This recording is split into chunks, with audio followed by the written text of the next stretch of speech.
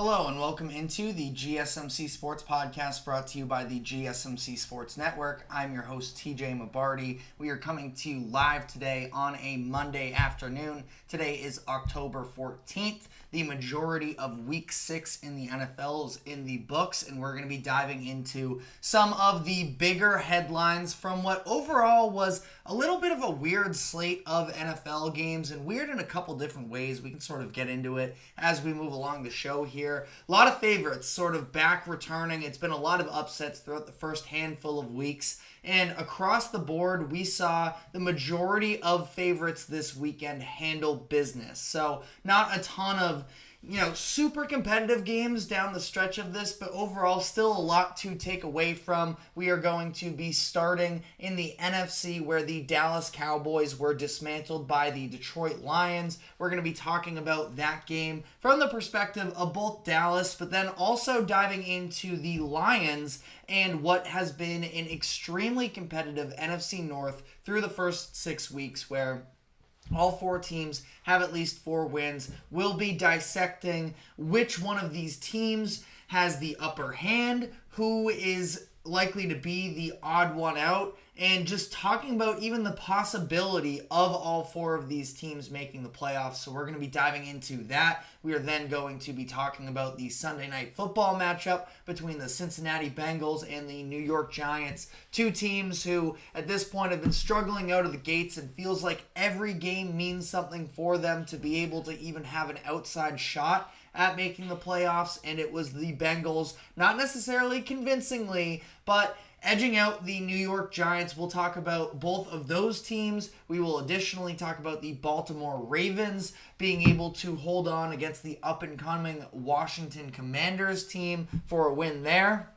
And then finally, we are going to finish off the show by discussing Drake Maye's NFL debut. I was lucky enough to actually go to the game, so I'll be giving my insights and takeaways into Drake Maye's performance. But before we get into all of that, just a reminder to like, follow, subscribe wherever you keep up with us.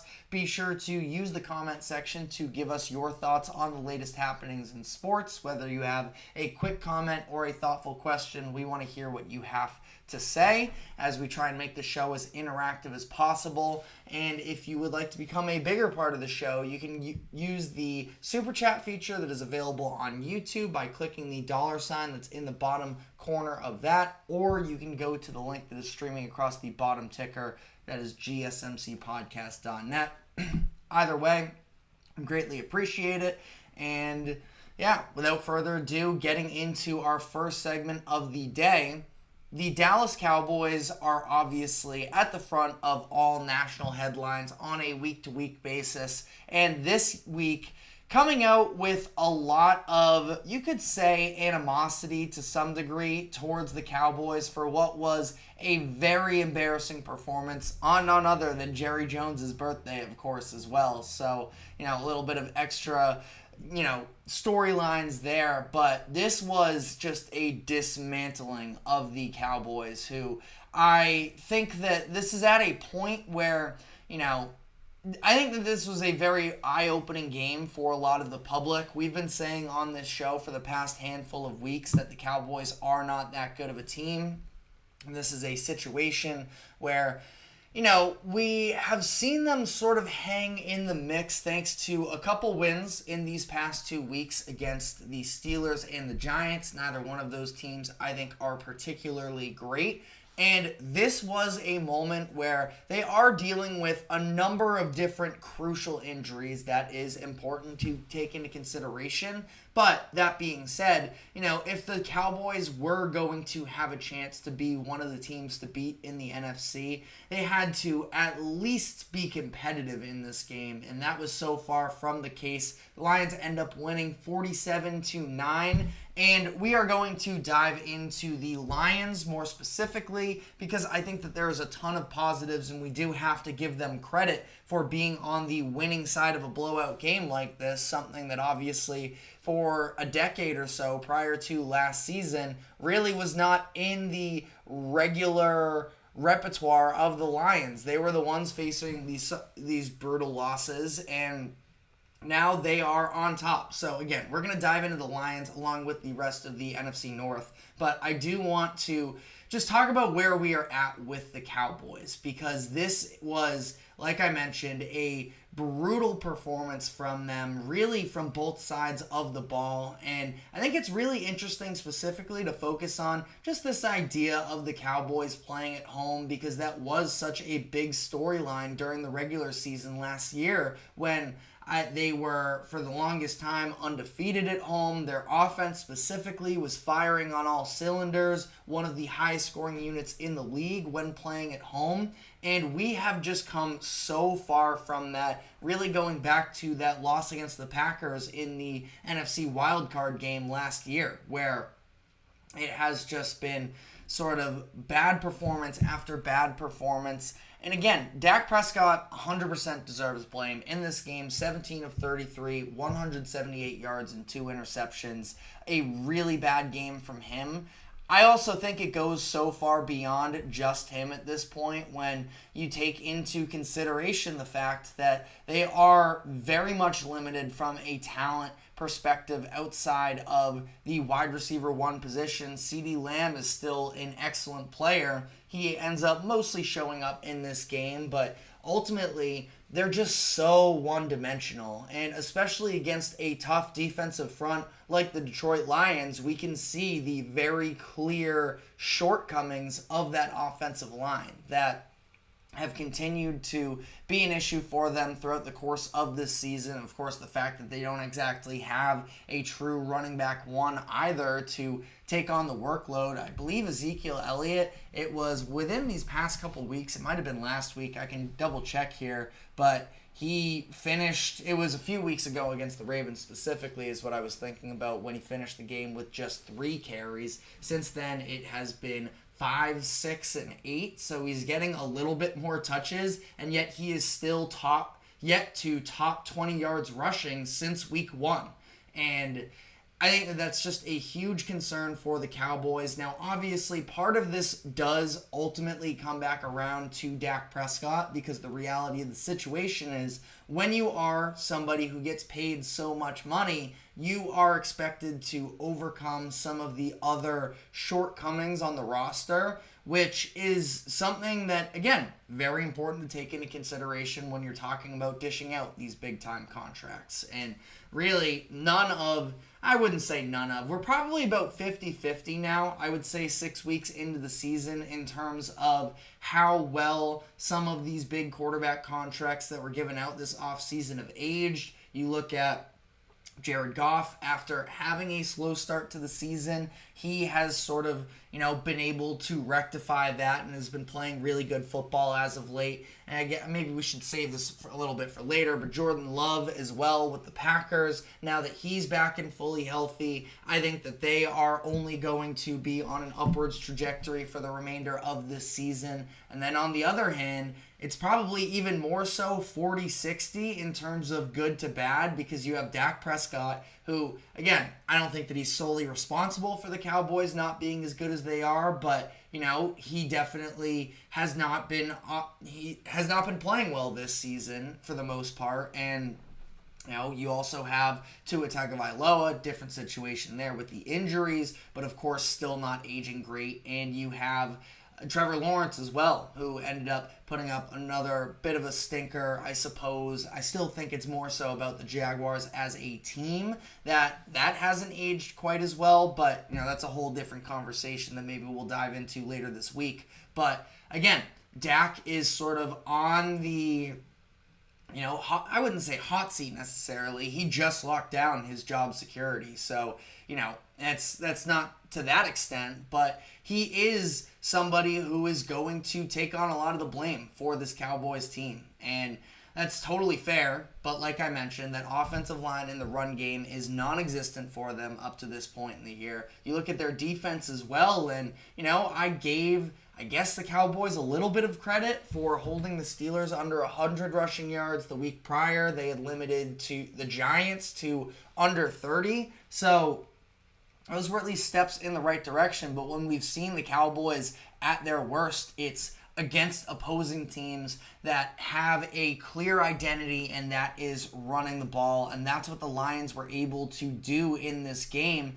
Ultimately, I mean, it helped the fact that the Lions didn't really feel all that much pressure from the other side of the ball, that the Cowboys weren't putting on points, but just ground and pound. That's the name of the game for this Lions team. It was David Montgomery and Jahmyr Gibbs just taking turns and running all over this Cowboys defense. The Lions as a whole totaled 184 yards on the ground, another 308 through the air. I mean, this Cowboys defense, and they are dealing with a significant number of injuries right now. Again, it is important to keep that in mind in terms of if they are able to stay alive in this season, there are reinforcements coming.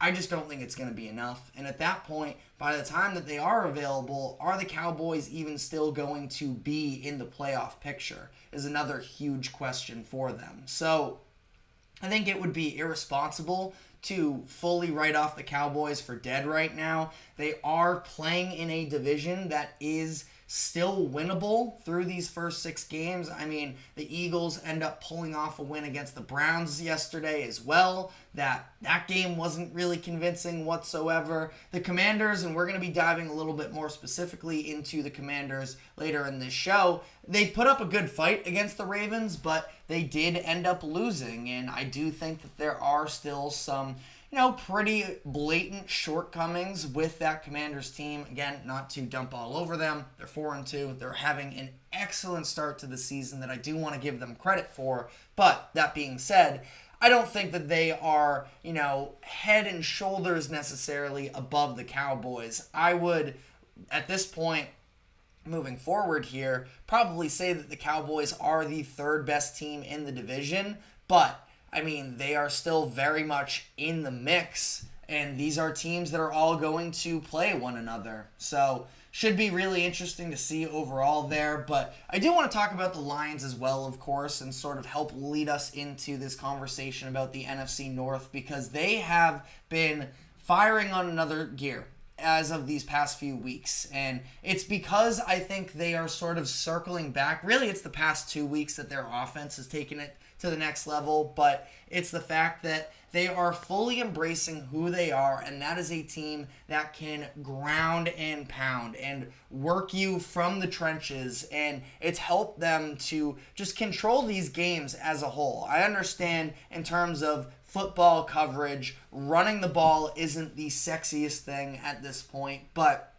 especially with how you've seen opposing defenses in the NFL these past couple years sort of make these adjustments, that it is sort of, if the defenses are going to give it to you, you have to take it. And that's why I think the Lions are so brilliantly built up to this point, because of the fact that it starts on the line of scrimmage, and then from there, it adds these extra elements to the passing game as well, that you have a successful play action in front of you as well, which is something that Jared Goff, even dating back to his time with the Rams, when it was him and Todd Gurley in the backfield together, that was a massive part of when he was able to shine. And he's taken a lot of steps from there as well now, that now he can just straight up drop back and hurt you down the field. But there is that extra level to it when opposing defenses are so scared of your run game. And you see starting center Frank Ragnow come back for the Lions this week,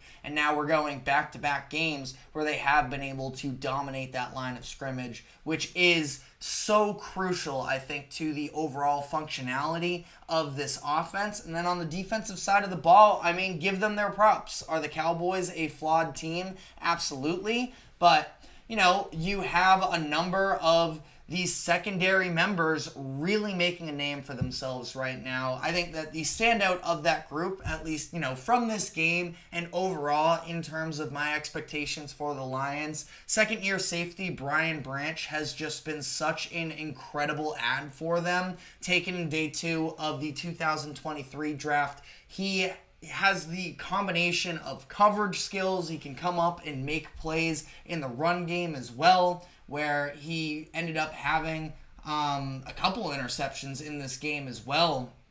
And I just think that secondary really is rounding out to where it needs to be. But of course, we're talking about the Lions defense, you have to also mention the fact that superstar edge rusher Aidan Hutchinson did leave this game with a fractured tibia, which entirely changes sort of what we can expect out of their defense. It is just one player, but their best player on that side of the ball. And, you have to feel great about the Lions as a whole now, but this is a very scary situation for the Lions, who already feel like they were trying to make up some ground, at least to some degree, on the defensive side of the ball, and they suffer a blow like this. So Lions, lot to be happy about from this game. That, of course, is a brutal loss. So I want to talk about where the Lions currently stand as a team overall, understanding what this injury could do for their overall season outlook. So we're going to talk about how they match up against the other NFC North teams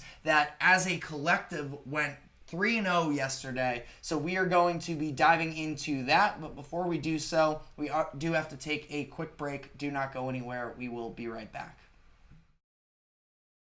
I feel like I'm losing my mind. Is everybody in the world blind? Please, Lord, give me a sign, a sign. I feel like I'm losing my mind. Is everybody in the world blind? Please, Lord, give me a sign, a sign. I wanna be the greatest. Everybody on the fake shit. I look around and feel like everybody is the fakest. I make this every day and I'm impatient, hoping one day I blow up from the basement. Statement, the top is so vacant. I don't need shit that I think is amazing. Waiting for my day when I'm playing. Sold out shows for 1,000 faces. Hey, give me that crown. Get my way in to be put down. It ain't your place, no, this my town. If I want that shit, then I'll get it right now. I'm losing it, the losing fit, some losing shit. A stupid myth. You choose to live or choose to dip. You choose to fight or lose your grip and lose a gift. I feel like I'm losing my mind. Is everybody in the world blind? Please, Lord, give me a sign, a sign. I feel like I'm losing my mind. Is everybody in the world blind? Welcome back into the GSMC Sports Podcast, as we just finished up talking about the Lions' dominant win over the Dallas Cowboys from the Week 6 action. And we want to look a little bit bigger picture here at the NFC North as a whole, which has been the best division in the NFL up to this point in the season, I would say pretty confidently. And all four of these teams right now are really coming into their own, each of them with at least 4 wins. There was some stat about, it's been 50 or so at least years where all 4 teams have won at least 4 games through the first 6 weeks. You could correct me on that in the comment section, but it has been massively impressive up to this point what the division as a whole has been able to do. And I think that the biggest reason for that is the unexpected hot start from the Minnesota Vikings. They were on bye this past week, so they still sit at 5-0, while the remainder of the 3 teams all picked up wins yesterday as well, and all 3 of them very convincingly, to the point where now the top 4 teams in the NFL in terms of point differential are from the NFC North. You have the Lions the Vikings leading the charge, plus 63, Lions at plus 60, Bears plus 47, and the Green Bay Packers plus 41. So again, it has been very much impressive what they have done up to this point in the year, not just to be winning these games, but in the fashion that they have done so. And again, the Vikings are probably the most prominent microcosm of that, the fact that they have these blowout wins against specifically the 49. I mean, it's not even really a blowout. It felt dominant for a lot of the way.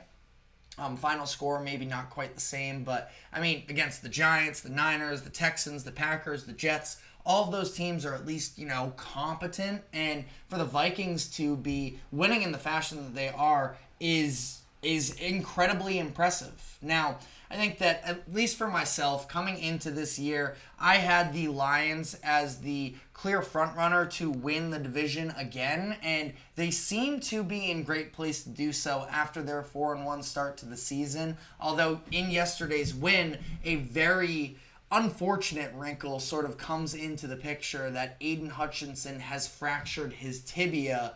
Was a gruesome injury at the time. I mean, I don't want to get too much into it, but you could see the break happen in real time. And Lions are being pretty, reserved in terms of what the actual expectations for a timeline are at this moment.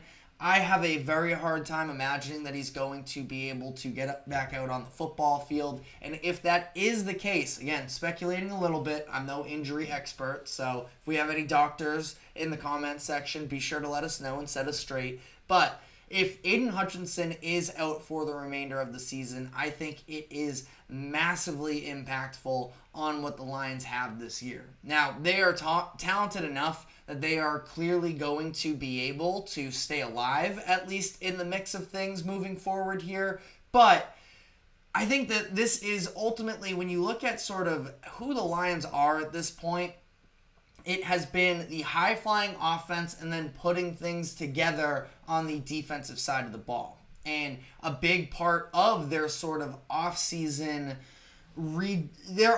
strategy, I should say, outside of securing their offensive pieces, Jared Goff, Amon-Ra St. Brown, and Penei Sewell all signed to long-term extensions. The other part of it was reworking the secondary, where they bring in a couple veterans in Carlton Davis and Amik Robertson. They use their first-round pick on cornerback Terrion Arnold, who has had his ups and downs to start the year, but ultimately I do think he is a very talented corner, and I think that he has a bright future in front of himself. But again, a lot of new pieces, which do just sort of, make things a little bit interesting. They've had moments where they've been gashed. They've had moments where they've struggled with penalties, and the downfield passing has gotten the best of them. And having Aidan Hutchinson up front has been a huge difference maker in being able to alleviate some of that pressure on the secondary. And now that he's gone, the Lions are still, like I mentioned, a talented roster. I mean, Aleem McNeil had a big name for himself. Not enough casual NFL fans are aware of the big man in the middle for the Lions, where he got home for a couple sacks. He's excellent in the run game as well, and he can provide a ton for this Lions offense, even if they do end up losing Hutchinson. Outside of that, though, I mean, Marcus Davenport currently on injured reserve, so get him back later in the year. We'll see whether or not he can provide some real pass rush for them. Davenport last year, I mean, double-checking the stats here on the fly, I mean, I guess he's been, mostly neutralized since 2021 when he turned out a 9-sack season, but he also hasn't necessarily been getting the same amount of playing time since then. He's going to be at least asked to take on a bigger role if Aidan Hutchinson is out, so we'll see about that. But, I mean, I do think this is a massive impact on the Lions defense, is ultimately where I'm getting at here. And you look across this division at some of the offenses they're facing off against as well. I mean, that could end up being what sort of separates the Packers and the Vikings over the Lions, is the fact that I do think the Packers still have a lot of proving to do and fully solidifying on the defensive end. I'm a believer myself in what they have on the defensive side of the ball, but a lot of experts aren't there yet, so I feel like I almost retroactively have to be a little bit careful with praising them too much, but they need to prove themselves. The Vikings are extremely talented on both sides of the ball, as I do think the Packers are, and now all of a sudden the Bears are emerging as a team that I understand they still need to prove themselves as well. They don't really have a signature win yet up to this point, where they've beaten the Titans, the injured Rams, the Panthers, and the Jaguars, some of the worst teams in the NFL. But I am a real believer in that defense. I think that they are an elite group. Caleb Williams has gotten better on a week-to-week basis, that now all of a sudden, you just look at the talent in this division, and it's almost startling how good they are across the board. So, at this point, I have a hard time totally shaking up what my preseason expectations are, but that being said, we're over a quarter of the way into the season, so we have to reassess. Now, if I were to, with my life on the line, rearrange 1 through 4 on how this division goes, I don't know if I could even really give a great answer. I think that this is now the Packers division, and I understand that, the Lions... Again, all of these teams are very good and have a very good chance to make the playoffs. So being lower on this list doesn't mean anything.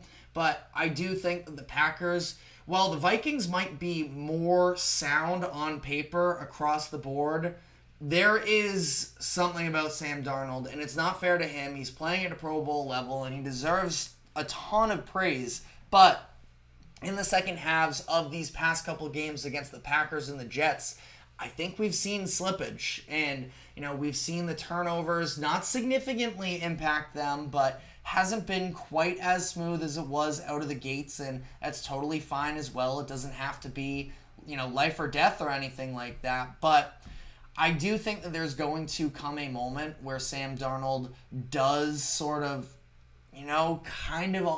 I wouldn't say unravel. I still think he's going to be a positive starting quarterback for the remainder of this year. I think that he's going to have a career arc now similar to that of Geno Smith. Maybe Sam Darnold even has a higher ceiling than that as well. Could totally be possible, but I don't think it's going to be this fairy tale, start to finish excellent season for him. It's not going to be the perfect season. Relative to expectations, it will be everything the Vikings could have asked for and more. And for him himself, he's going to land himself probably a sizable contract with another team this upcoming offseason and get paid and potentially have a chance to still start in the NFL for the next handful of years. But I do think that there will be some slippage. I think that ultimately they're going to fall, at least in some of these games. I think the Lions and Packers have a chance to be better than them. I'd probably go Packers 1, Lions 2, Vikings 3, Bears 4, which ultimately I even still don't feel great about that up to this point. And believe me, I am not trying to be a hater of the Vikings whatsoever. I feel like they're such darlings right now in the eyes of a lot of NFL fans that I don't want to be the one that is critical of them, because what they have done up to this point in the season is a massive success. It's just about a little bit the sustainability.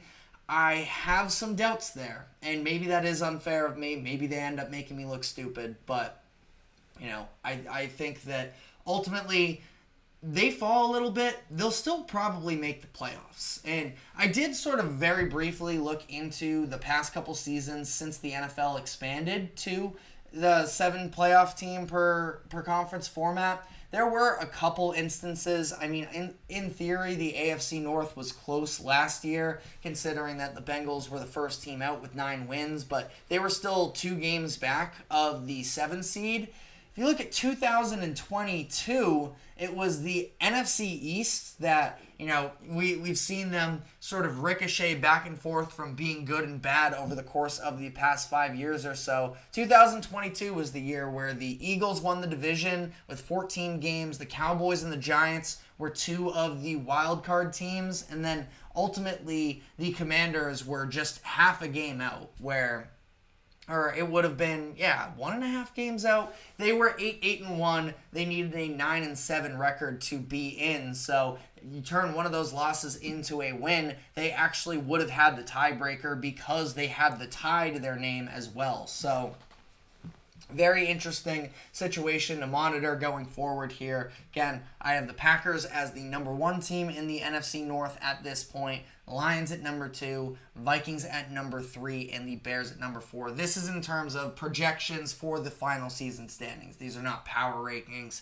based off of where they are currently at. But let me know what your thoughts are in the comment section, as we are going to be shifting gears off of the NFC North. And I want to dive into the Sunday night football game from last night between the Cincinnati Bengals and the New York Giants. and break down what was a defensive slugfest. What did we learn from the game? We'll be talking about that and more, but first we are going to take a quick break. Do not go anywhere. We will be right back. Looking for your daily fix of sports talk without having to pay for it? GSMC Sports Network is available on YouTube. Just search GSMC Sports Network. Get your fix of daily sports talk shows on YouTube, absolutely free. NFL, college football, NBA, MLB, MMA, UFC, fantasy football, and so much more. GSMC Sports Network has shows running all day long, with new sports shows starting every 2 hours. Just like on your favorite cable sports channel, except GSMC Sports Network is absolutely free. Just search GSMC Sports Network on YouTube to catch one of your new favorite shows, like the GSMC College Football Podcast, Chip Shot Football Podcast, Hoops and Heels Women's Sports Podcast, GSMC Basketball Podcast, and so many more. Check it out for yourself. GSMC Sports Network, now available on YouTube absolutely free. Search GSMC Sports Network on YouTube right now. Welcome back into the GSMC Sports Podcast, as we're now going to be diving into the the Sunday Night Football matchup between the Giants and the Bengals. Before we do so, we will address a quick comment here from the chat from Will Casper. The fantasy football question here says, quote, I'm 5-0 and have a lot of receivers with Cooper Kupp, Amon-Ra St. Brown, Mike Evans, Tank Dell, and Jaden Reed. That is a very talented group there. Trade Mike Evans and Reed for Tyreek. I think that this is a very interesting proposition. I thought you were going to go with offloading a receiver for another position. I don't hate the deal. Again, for those just tuning in, it is the idea of trading Mike Evans and Jaden Reed for Tyreek Hill. Ultimately, I mean, Mike Evans has been hit or miss up to this point, and even with the Buccaneers putting up over 50 points yesterday, he still wasn't extremely involved in the offense, and that's kind of what his role has been up to this point in the season, where he's had games where he's very heavily featured, or other games as this Buccaneers offense is actually becoming pretty well-rounded, that there are other mouths to feed as well. Jaden Reed is probably the reason I wouldn't make this deal, because I think he's just emerged as the best player on that Packers team, and I mean, I have a really hard time imagining that his looks are going to, disappear at this point when you look at the fact of the situation with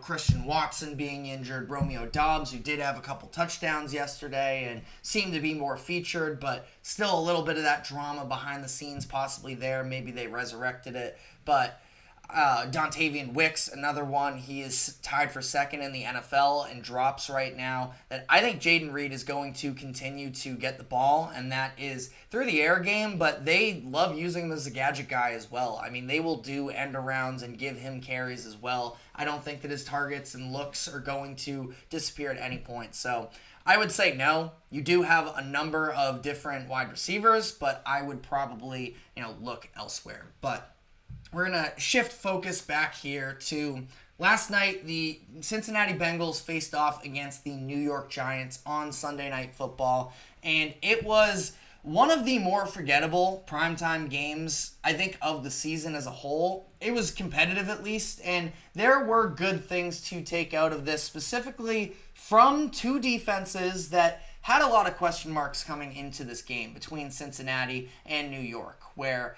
I feel like this is a situation where you look at the Bengals and the Giants, really, at that point. They are both sort of in desperation mode to some degree. I'd say the Bengals more than the Giants, for the specific point that the Giants didn't necessarily come into this season, I don't think, with, playoff aspirations, maybe to some degree. I'm sure Brian Daboll internally had those hopes for his team, but ultimately a situation where Daboll and this Giants team are just sort of undermanned in a lot of these matchups, but credit their defense, which has been performing very much over expectations up to this point in the year. Last night, they are without Kayvon Thibodeau, who's been having a great year. And you see some of these other players stepping up for them. Brian Burns, maybe a little bit more of the expected presence. They went out, they invested into him, draft capital and money itself to get Brian Burns. So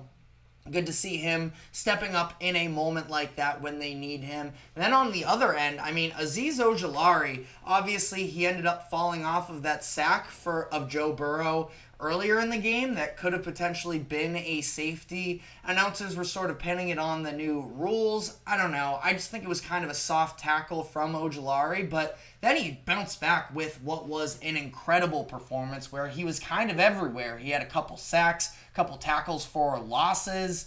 I thought it was very impressive to see him sort of put out that type of a performance when the opportunity opened up for him with Thibodeau out for them. That's when you have to. I think that's the makeup of a very sound team, is having players that can step up into roles like that. And the Giants were able to do so last night. You look at their secondary as well, which is still very much inexperienced. We've seen them have mental lapses at times. If you go back to that Cowboys game on Thursday Night Football a couple weeks ago, really where that game changed was the breakdown in coverage between, I think it was Tyler Nubin and Deonte Banks on the outside with CeeDee Lamb, where Lamb was able to score that long touchdown, and the Cowboys kind of just rode off of that for taking the lead and milking the game from there. But I thought that they did an excellent job against what is a very good Bengals wide receiver core. Yeah, T. Higgins is going to get a little bit more one-on-one opportunities when they are sending so much pressure at Jamar Chase. And it's not like Chase was invisible. I mean, Higgins, 7 catches for 77 yards. Chase was 5 catches for 72 yards. But ultimately, I thought that they really held their own. And to be able to limit a Bengals passing attack that has been on fire in recent weeks, granted maybe against some softer defenses and the Commanders, the Panthers, the Ravens. I'd say they even performed pretty well against the Chiefs in week 2. And for the Giants to hold it to just a total of 208 passing yards for Burrow, that is very impressive in my books. And ultimately, I mean, I think that both of these teams do have, even though, again, the game was largely forgettable, I think that these are real things that each of these defenses can build upon, that neither one of them both of them had been largely disrespected. Giants had been improving in recent weeks, but again, without Thibodeau, it seemed like there was maybe going to be an opportunity that the Bengals were going to be able to run up and down the field on the Giants, and that really didn't end up being the case. It was the Joe Burrow 1 touchdown, and maybe that's something to take into consideration, is really in a couple of these matchups for the Giants these past couple weeks, it's been the one explosive play that's burned them. So I'm sure they would like to eliminate those, but really it was just the 55-yard or 47-yard Joe Burrow touchdown rush, and outside of that, Giants kind of bottled up what the Bengals were trying to do. And Bengals on the other side, this is a team that, as much as their offense has been firing over the past handful of weeks, they have also very much been, torn down for their play on that defensive side of the ball.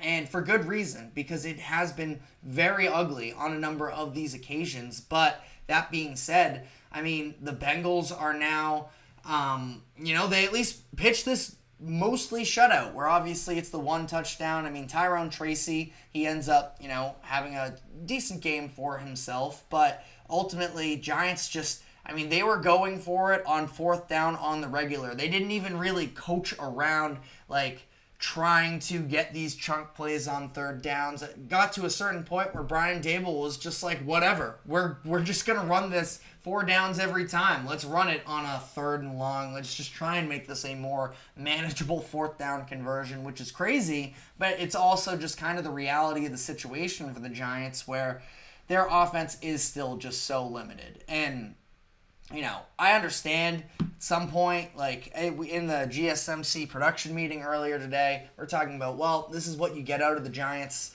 This is what you get out of the Giants offense. fair. Like, I can't disagree with that statement.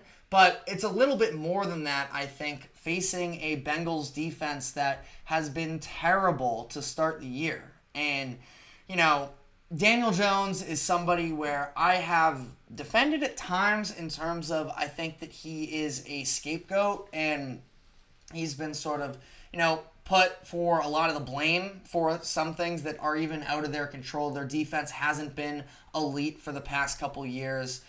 Their offensive line hasn't been good, and Daniel Jones has just been sort of paid to take those hits. And, you know, he led them to the playoffs one year. What I'm basically getting at here is Daniel Jones can be overly scrutinized, but these are the games that are just so frustrating for him.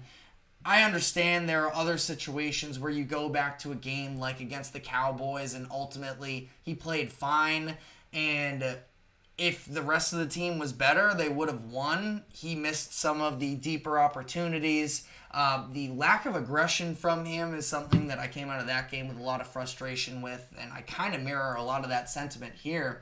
And, I mean, I think it's just clear that Daboll is kind of done with him. The fact that they are just so unwilling to even take real deep shots with him at this point that it's just sort of, you know, just drop back, take what's in front of you, the majority of the action around those 5 yards downfield. I mean, he had just two completions past 10 yards through the air in this game.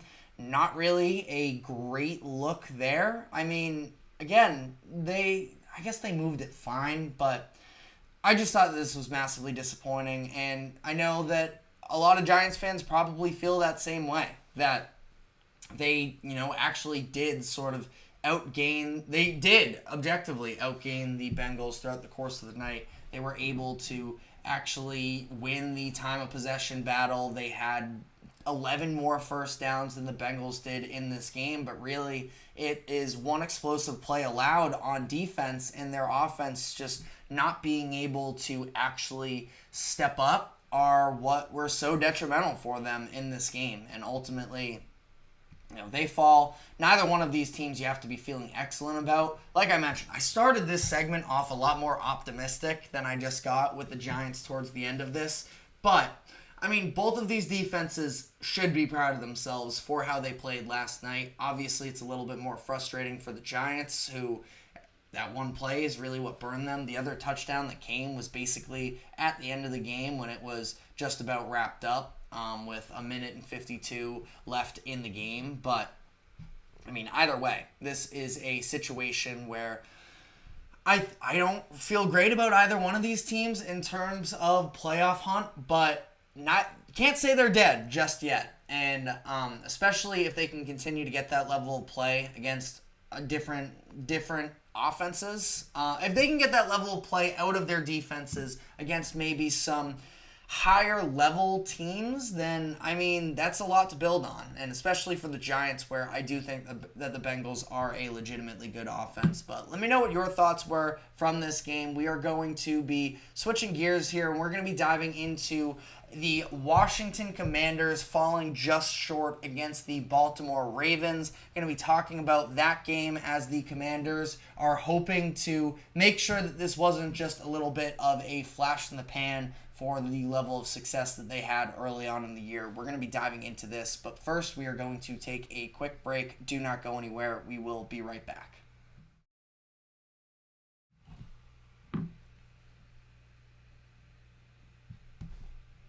For the best and latest podcasts available anywhere, go to the podcast app on your cell phone and type in GSMC to access free content-rich podcasts on health and wellness, book reviews, sports, entertainment, relationships, social media, movies, technology, finance, and even weird news. Subscribe and download the GSMC Podcast Network's family of shows, available everywhere podcasts are found.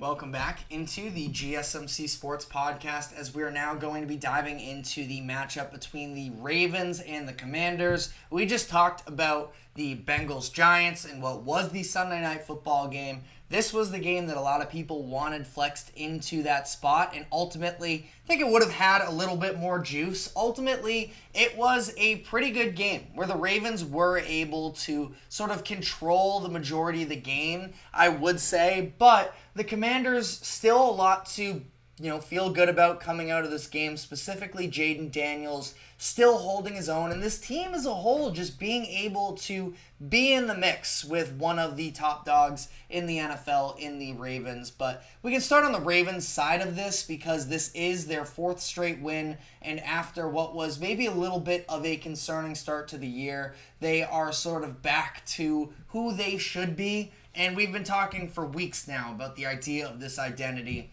Nothing's changed in terms of how dominant that run game is. Derrick Henry in this game, 132 yards and 2 touchdowns. He continues to be a monster. Lamar Jackson adding to some of that as well. He did the majority of his damage through the air, 323 passing yards. So I think it's been important for the Ravens to be able to, even if it is against two, not excellent secondaries in the Bengals and the Commanders, but I think it's been good for Lamar to still show people that he can throw the ball as well. I think that he is one of the most disrespected greats that we've had in recent NFL history, and it is encouraging to see that he, of course, still has that. He has the interception.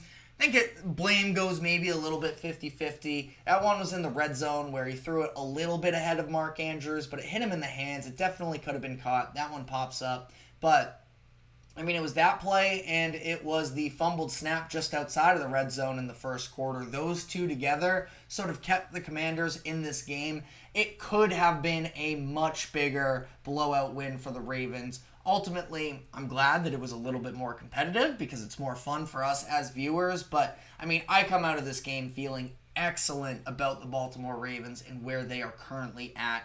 They're, again, firing on all cylinders. You see Zay Flowers being able to have what was, I feel like statistically, probably his biggest game, if I had to guess off the top of my head, where he finished with 132 receiving yards. He was, had 9 catches as well on every single one of his targets, just stepping up in the moments where he needed to. Yeah, this was his game with the most receptions and receiving yards, so that's a huge plus there. Obviously, touchdown share has not been there for him up to this point in the season, only 1, but that's also kind of what you get when you play in this Baltimore Ravens offense with Derrick Henry and Lamar Jackson both in the backfield together. When you get down by the goal line, you know where the ball is going. It's one of those two guys. So I think that Zay Flowers was really encouraging from what we saw from that game. I mentioned Mark Andrews had a drop, but at least a little bit more involved in the offense, 66 yards in the touchdown. So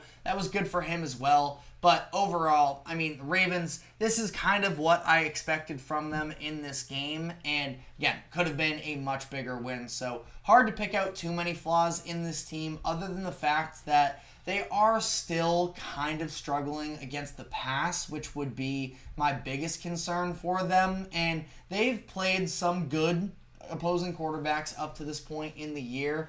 But Jayden Daniels in this game, 269 passing yards. That is just the second lowest yards allowed to an opposing quarterback through these first 6 games. Only Josh Allen had less, interestingly enough, in week 4. But, so, I just think that ultimately it's not like 269 yards is like mind-shatteringly big, but they've had too many opportunities, I think, this game, and have just this season against some subpar passing offenses. Ultimately, I'm really looking at that Raiders game where Gardner Minshew carved them up in the second half of that. But secondary is good. I think that we're seeing Nate Wiggins take on some, have some bigger moments for him in this game in the past couple weeks. But, still something to take into consideration is the fact that the secondary still not performing at their highest level. But on the Commanders side of this game, and ultimately,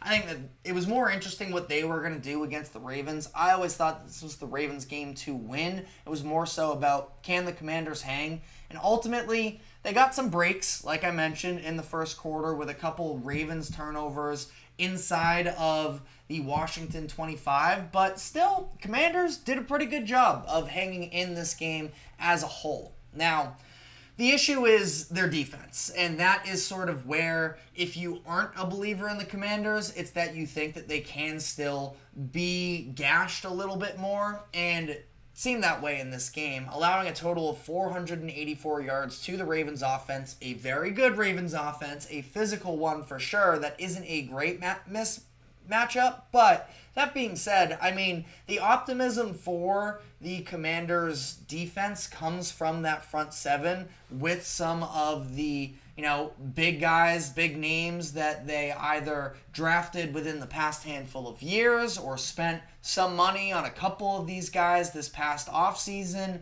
and ultimately they got gashed, is just the reality of the situation there. And that part of it is a little bit discouraging. I would add to that, at least a positive out of that front seven, which again, I do think overall can be good for them, is that this was the second game in the past few weeks that we saw Washington go up against an opposing quarterback that is very mobile. When you look at Lamar Jackson this week, and it was Kyler Murray a couple weeks ago, and in both of those games, they did a very good job of limiting the extra rushing attempts from both Lamar and Kyler. In this game against Lamar, he broke out that 33-yard run on a zone read in the third quarter, but other than that, he had just 10 carries, or just 7 yards on 10 carries, so very good job bottling him up there. And then when we reacted to the Commanders-Cardinals game a couple weeks ago, we mentioned the fact that Kyler had just one scramble attempt, which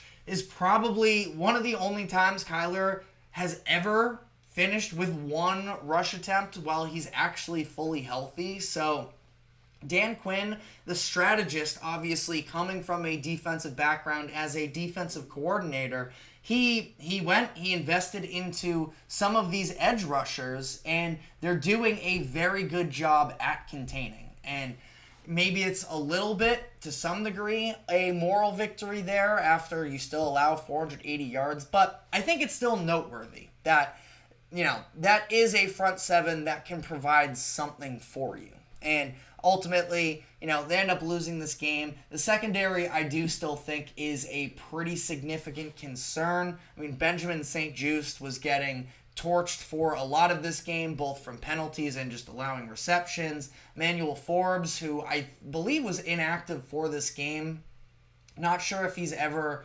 it was a first-round pick from last season. I've never been a believer in him. We'll see what he is able to provide once he gets back out on the football field for them. Mike Sanderstill, big fan of him. I actually played against him in high school football, and so I've been following his career since then. When he went to Michigan, switched from a wide receiver to a defensive back. He records his first career interception in this game, somebody that I do think also has a pretty bright future.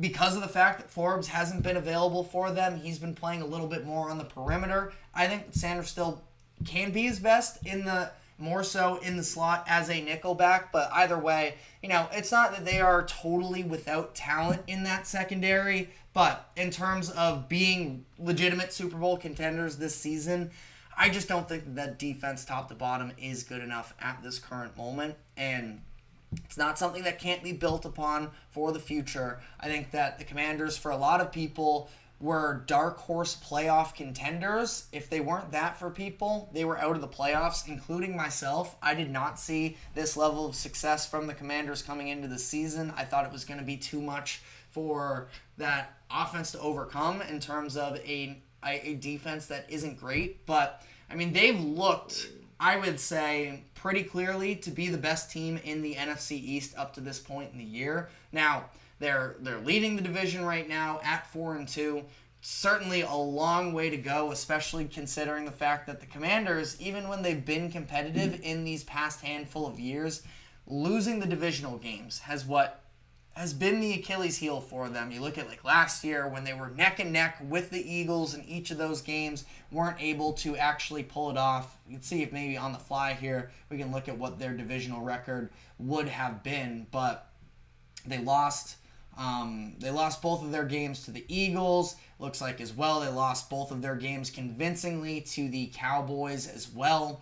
So this is a situation for them, and they lost both their games to the Giants. So not winning a single divisional game last year, that is obviously going to be extremely hard to overcome. Now it feels like the Commanders have a chance this upcoming season to be able to rectify some of that. Looks like the first divisional game is in a few weeks from now in week 9 on the road against the Giants. That is really where, as much as yes, the fact that they were in this game against the Ravens, you can feel good about them. I don't think it totally sways where I'm at with them because, again, this game could have gone very differently in terms of if you look at the success that the Ravens offense was having versus what the Commanders were able to do. Ultimately, the score could have looked a lot differently if it weren't for some self-inflicted wounds in the first quarter for the Ravens. But these are two good teams, and probably two teams.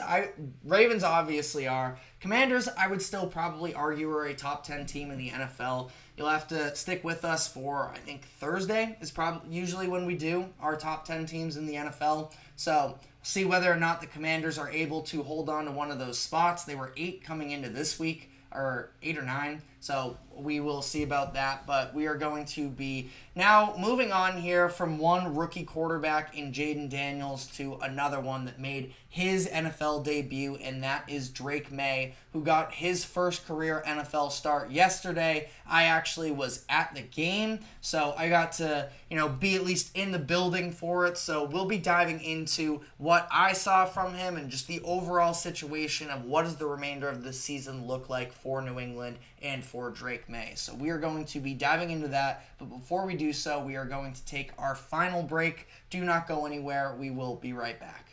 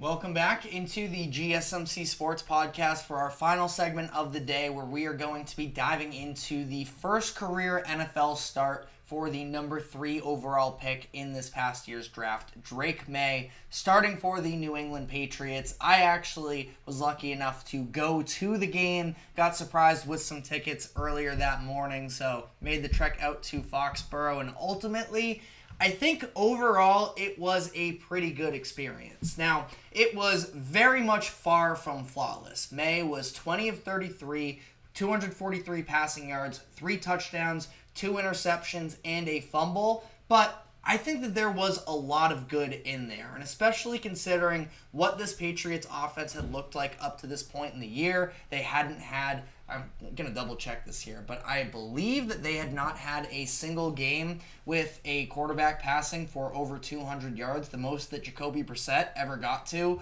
was 168. So Maye pretty easily smashing that. He helped lead them to the most points scored in the season so far for the Patriots, and this is against a good Texans defense as well. I mean, Will Anderson, oh my God, was he a nightmare for the Patriots in this game. They ended up playing with a couple undrafted free agents at left and right tackle after some injuries. I mean, we understand that this Patriots situation as a whole is not a good one for any quarterback to step in, which is why I do have some sympathy for Jacoby Brissett based off of, he was just kind of thrown out there to be the sacrificial lamb throughout the first few weeks of the season, and he struggled, but it's not like he had golden opportunities in front of him either. That being said, though, Drake Maye provides something that Brissett could not. A couple things, really. It is the top-end athleticism. Brissett, I thought, actually did a fine job of maneuvering the pocket at times throughout his first handful of weeks, but Maye has that upper echelon athleticism in that second gear that I just don't think Brissett could have ever really reached. And then the other part of it is just having the downfield threat. And the fact that opposing teams were really just able to load the box, force the Patriots to throw, and Brissett wasn't ever really targeting any further than 10 yards downfield. You see Drake Maye, for what was a very uneventful first half for this New England offense, they ultimately, took the top off of the defense. Drake Maye taking a shot against one of the best young cornerbacks in the NFL, and Derek Stingley hits Kayshon Boutte perfectly in stride down the right sideline for a touchdown that really got things going. And I say got things going. There was still a lot of ugly in there as well, because then they come out in the second half and it's a Drake Maye getting strip sacked to open. Then you have a punt and a fumble in there as well. So it at least, put some points on the board. Got Gillette a little bit excited because there was a lot of unease in that first half. And then ultimately put together a couple pretty good touchdown drives down the stretch where, you have a couple 70-yard drives to add to that as well. I think that ultimately, again, Maye, he had a couple interceptions. The first one was just a sailed ball over the head of, I think it was Demario Douglas, where it wasn't exactly a great decision. If he sort of, he could have fired it in a little bit better and made it at least catchable. I just don't think I love the decision, period. So, there is that. The other interception came on a deflected ball at the line of scrimmage. I have a hard time blaming him. And then the strip sack as well. Got to have a little bit better pocket presence. That's obviously one of the main traits that Drake Maye is going to have to improve upon throughout the course of this year and moving forward. Definitely not an easy task to do behind this terrible Patriots offensive line. But, it's hard to knock him too much. It's more so right now about with Drake Maye, just can he make some of the downfield threatening passes, and it appeared to be that way. Again, 2 70-yard drives and an 86-yard touchdown drive, that's pretty good, especially relative to Patriots' expectations, which are very low at this point, and, definitely not doing victory laps over this type of a performance, but it led to a situation where the Patriots at least can be a more watchable team and genuinely a more competent offense with him in it. Now, there's obviously the risk reward to that of, well, even if you're a little bit better on offense and you're still losing every game, what's really the point of playing Drake Maye? I understand. He is basically the entire hope and future of the franchise at this current moment. Don't know quite how many true building blocks there are long term. Some nice secondary players that we don't have to sort of list through the evaluation of them right now. But Drake Maye really is what this entire New England fan base is banking on at this current moment, and for good reason, because it's not like there is a ton else to be optimistic about on this roster. And I think it's really just about getting his feet wet. And I understand I was part of the holdout as long as you really can, but also Jerod Mayo was in a position leading into that game against the Dolphins last week, and especially following the loss, that his hands were kind of tied. It was impossible to say that Jacoby Brissett provided a better chance to win football games than Drake Maye. And Mayo had pretty openly said throughout the course of, training camp and preseason and into the regular season that this was an ongoing competition, and the player that gives them the best chance to win will ultimately win that spot. And I think he kicked the can down the road as long as he possibly could. But then you have, this idea that the Patriots locker room is, outraged right now with the way that things are going, and they're sort of reeling, and Mayo seemed to be losing the club basically before he even got a chance to be a good coach. he pressed the panic button, he started Drake Maye, and it didn't burn him in week 1. Now, they're going to be headed over to London to face the Jacksonville Jaguars, which should be, a little bit night and day from what the Texans were. Jaguars have good players on the defensive side of the ball, absolutely. Obviously, on that front end specifically is where the majority of their damage is done. But that being said, I believe Josh Hines-Allen, now he appears to be healthy. I thought at one point he went down with an injury, but he's there. Trayvon Walker's a very good player as well. Eric Armstead. So it's not like the Jaguars are untalented. That's a secondary you can throw against. And that's really where I do think at least the Patriots got Drake Maye's feet wet before that London game, because that's where you can start to have him feel a little bit more comfortable in the thick of the action, because there aren't a ton of, great games for him to land necessarily. I'm not going to go through every single game, but if you just run through the schedule right now, there are a number of very tough defenses that he and the Patriots are going to be facing off against, that this Jaguars game can at least be maybe a little bit more of a settled version of just trying to see him get into the thick of things here and, build off of that. The Patriots lost by 20 yesterday, and really, it wasn't super competitive. I mean, they were at least within reach for a lot of the game, which I think is, just kind of all I'm asking for right now as a Patriots fan, is just have me be able to watch the game with a little bit of delusion that there's an outside chance that they could win. Again, down by 20 from the third quarter on, but it's like, oh, well, if they string together a couple of drives, then, they could at least be in it. It's not about wins and losses, but it's about the idea of having Drake Maye at least to have meaningful snaps at this point where, if it's a complete blowout by halftime, I mean, it feels a little bit hollow with whatever Maye might do. And, that might just be me being a little bit overly critical, that you just have to take any sort of optimism you can with Maye at this point. But I think that he's going to be able to, live up to the expectations of this season at least. And that is just come out of this year thinking that he can still be the franchise quarterback. And I thought that game against the Texans, like I mentioned, a lot of bad in there. I forgot to mention as well the fact that Maye was their leading rusher in this game on top of it as well. Ramondre Stevenson out in this game, which only made things that much more difficult because the Texans were not allowing any sort of a push on that front line. So the fact that it was, Drake Maye getting into all of these third and long situations, or, he even had a couple pretty good runs himself, but, I do think that once Ramondre is back, this team has shown the ability to actually have success on the ground. I think that could carry over into this game against the Jaguars, depending on the status of Ramondre Stevenson, that this team as a whole in this roster has a long way to go, but I don't think that they are totally visionless. Now, Drake Maye could end up looking terrible the rest of the year, and that would, really put a damper on the statement that I just made, but I really have been a believer in Drake Maye going back to his years at UNC, and ultimately, I think that this was kind of all you could have asked for him for the most part from his debut.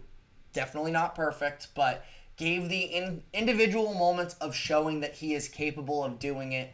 Consistency will hopefully come at some point, and that will be what he's graded more so on as the weeks go on here, and as he gets more experience, and hopefully as the roster around him ultimately gets better. But as of right now, just being able to show that he belongs in the NFL, he has an arm talent that the Patriots have been lacking these past handful of years, even going back to as much as Mac Jones had good moments.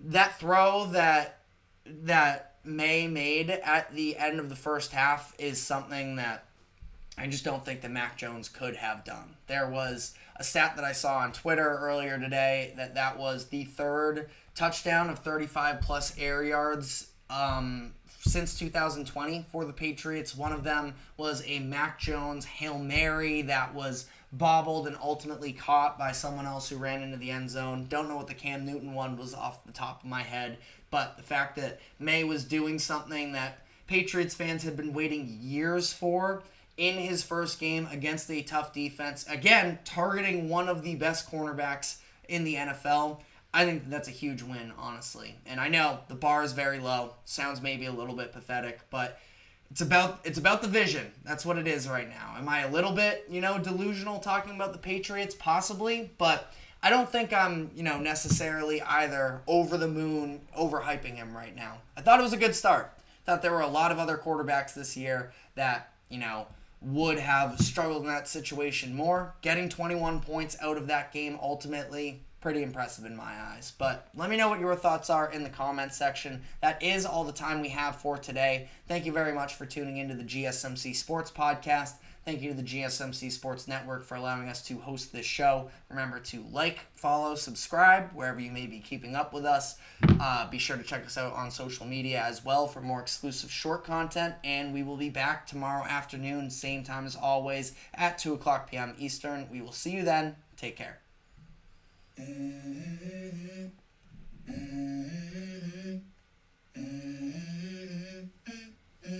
Let's go. I wake up to a little bit of drool on my pillow, feel like it's gonna be a bad day. Yeah, I'm tired of shit, and the coffee ain't hit.